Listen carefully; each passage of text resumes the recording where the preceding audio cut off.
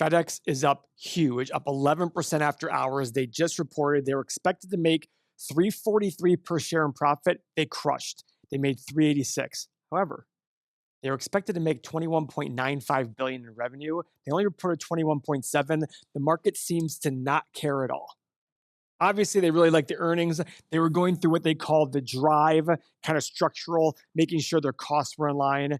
And the CEO announced, hey, it looks like our profitability met because of this drive initiative. But they also, it was for the quarter ending February 29th.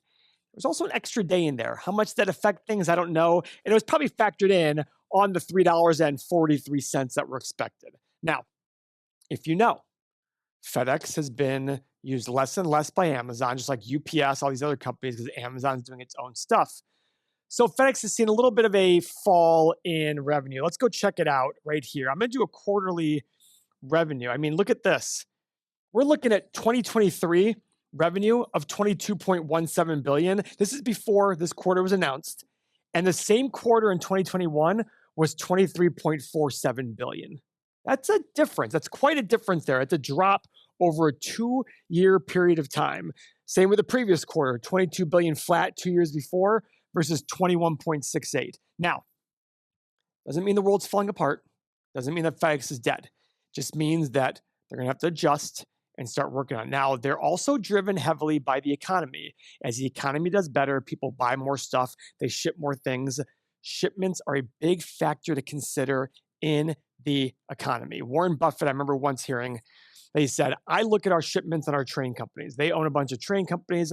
I want to see the shipments going out. That's how I know if we're slowing down an economy or not. If I see less vessels on the train or whatever they're called, cargo on the train, the economy is slowing. So shipping is an indicator, a leading indicator on the economy. FedEx, awesome company. By the way, a little tidbit. You know, the Atlanta Falcons coach that was just fired is the founder of FedEx's son. So let's see the 8 pillars on FedEx. All right. 5 checks, 3 X's, a low return on invested capital. Now, that's the 5-year, 6.03. Last year, 6.3. So what does this mean, guys? This company does not get a good return on the money invested in the business. So you need to put a discount on a future earnings multiple. If this had another 1 in front of it, it was 16.3, you pay a premium for the company because they get a good return on the money invested in the business. But there's UPS, there's things like that out there. So you don't want to compound. You don't want to give money to a company that has a low ROIC and say, compound for me, because they can't do it very well. So that's what this means. And there's more to it than that. So I know it can sound confusing, but I'm here to help the emotions of that, to help you feel better about the confusion. A lot of debt. So you look at their long-term liabilities of 5-year free cash flow. Their 5-year free cash flow is 2.24.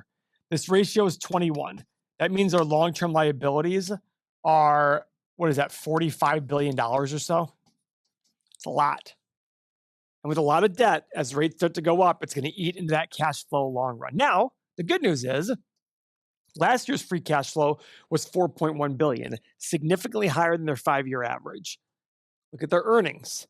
Last year's earnings, $4.3 billion, so very close to the free cash flow number of 4.1. And their 5-year average net income, 3 versus 2.24. That's a lot different. Not a huge fan of that. And earnings, free cash flow multiple is obviously showing that. It's one of the X's at 30, while their PE is 22. So I don't like it when the check mark's on the PE, but not the price of free cash flow, because it's easier to manipulate a net income number with all the accounting rules and all the depreciation rules, et cetera. It's easier to manipulate this number. So I like it when the free cash flow is greater than the, not the ratio, the actual free cash flow is greater. And here you can see the earnings are greater than the free cash flow. All right, so nothing that I'm like writing home about to say, I love this company. This is a blah. This is a blah. Ratio seems high of earnings. Okay, so let's go on a little bit further. Let's see what analysts are saying about the company.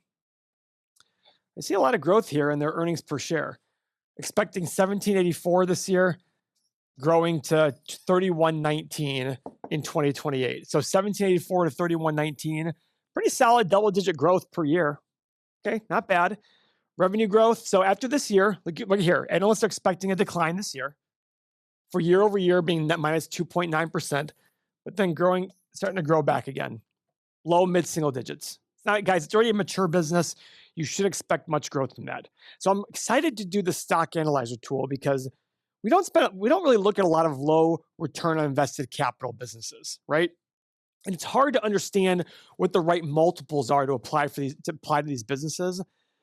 But FedEx, you'd think, okay, this is a company that everybody knows. It's out there. It's in movies. What was that movie? Castaway. It's in a lot of things out there. And you sit there and say, I want to own this company. But remember, their job is to properly take the cash flows in the business and allocate it accordingly.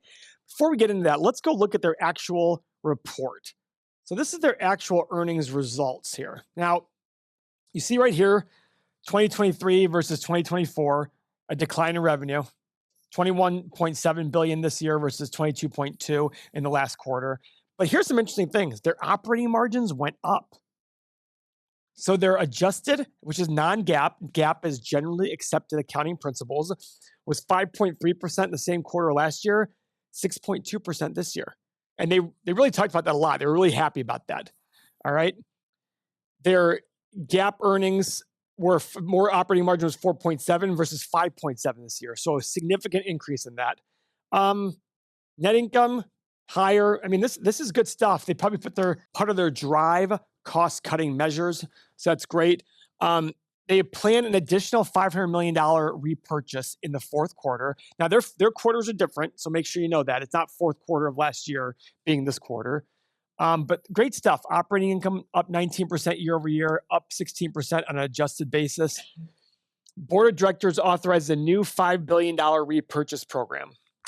All right. So the question is, everybody always says, we love repurchases. We love them. And I was just explaining to my stepson upstairs that a stock repurchase is only good if they're buying back cheap shares. It is amazing to me. And if you follow me on Twitter, I did a whole post about this saying how amazing it was that if you buy the right companies back at the right price, that it can compound 15, 16, 17% a year, even if the company's growth level is only 3 or 4%. That's what's amazing. But what happens is most companies get stupid and they say, oh, people love stock repurchases. Let's go buy back shares. Well, if you buy back expensive shares, you're investing at high valuations. It's no different. Doesn't matter if it's your shares or somebody else's shares. It does not matter. So let's see if there's anything else in here. Oh, right here. Third quarter income and margin improved despite lower revenue, primarily due to the execution of the company's drive program and the continued focus on revenue quality. Revenue quality, that's adorable. Okay, that's fine. It's a good thing to say in here. So let's go over here. Now, guys, in our community, are people talking about FedEx? Well, I can go in there and check it out, but one of the things I do a lot is I want to sit here and drive home the value. What's the right value for a company, right? And the reason I put this out there so much is when you're here on this video, you're here to make money. I'm not going to tell you whether to buy or sell a company. Very, very rare I'd ever say that, if ever. But what I am here to do is teach a process, and part of that process is coupling that with the emotional side. If you understand why you're buying FedEx, if you understand the price you're going to pay for FedEx, if the stock falls, you're not going to be as worried. You're going to understand the reasons why, and as long as those reasons are still intact, and those reasons shouldn't be the stock goes up.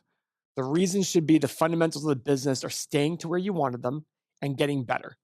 That's the reason you keep a company or buy more shares as the stock falls, because we've all made emotional decisions in investing. Doesn't matter who it is. Warren Buffett, Howard Marks, everybody in the world has made emotional decisions and paid for it. This happens all the time. No one's immune to it. What we use is a learning experience.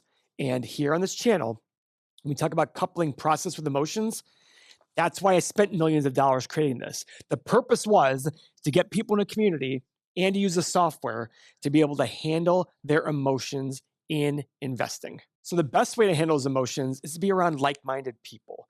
That's why we have thousands of people in the community.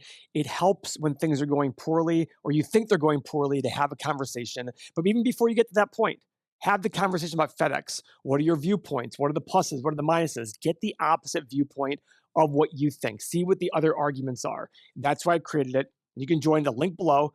$7 for 7 days, a full access trial for $7. It's going to be a great way to understand how this can change the way in which you sleep at night, handle your money, and probably give you better returns. So guys, I'm looking at this and let me pull up a history and see, have I ever done FedEx before? Yes. Oh, back in June of 2023. All right. So here are the assumptions I made. And guys, look at this return on invested capital. It's very consistent and it's very low. This basically means that, the money that's put in the business, the returns aren't that great. So that immediately makes me want to do a discount. And that's what I did right here. So look, first off, revenue growth. I did 3, 5, and 7%. Seems pretty reasonable. I was fine with it. Like, I don't look at this going, ugh. Look at it going, okay, that sounds right about it. Oh, I did a 20-year analysis. Let me do a 10-year analysis here. Let me change that to 10 years. All right, profit margin. So for the last 10 years, it's been around 4%. I did 3.25, 3.75, and 4.25. I'm going to change this. I'm going to do 3.5, 4, and 4.5. Free cash. Now, here's the interesting part, guys. The free cash flow, look how much different it is. 10 years, 1.8 versus 4.1 on the profit margin. 5 years, 2.7 versus 3.6. Last year, still trailing. Not by much, but it's still trailing, 4.7 versus 4.9. So I'm probably going to do this. I'm going to go with, this is a tough one. Because in the last 5 years, it's been closer. But the last 10 years, it was really far apart. So I'm going to do 3, 3.5, and 4. That might be aggressive, actually. Now, for PE, guys, the current PE is 15. Like I said, this low return on invested capital means to get a good return, I need to pay a low multiple because they're not going to do a good job of investing that money back in the business. I'm not willing to pay a premium for this. All right? Very key.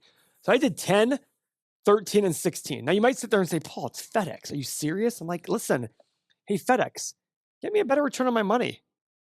The money that comes in the business, do a better job of handling it. Also, where's that free cash flow, jerks? It's not there.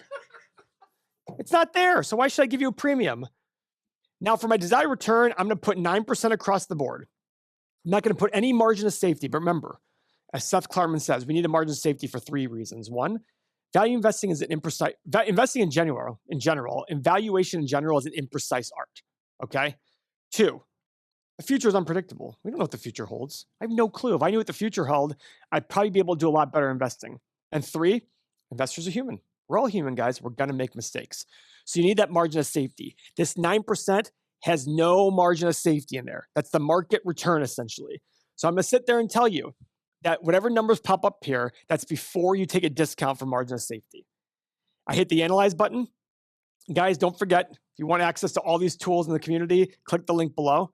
And if you want to watch our next video on the 13 stocks that I currently do own, watch the next video because it's awesome. Hit the analyze button. Guys, I have a low price of 130 to 150, high price of 300 to 336, middle price of 200 to 228. So I'm probably going to add it to my watch list at 150. Seems a little bit away, but I'm fine with that. Thank you very much for your time.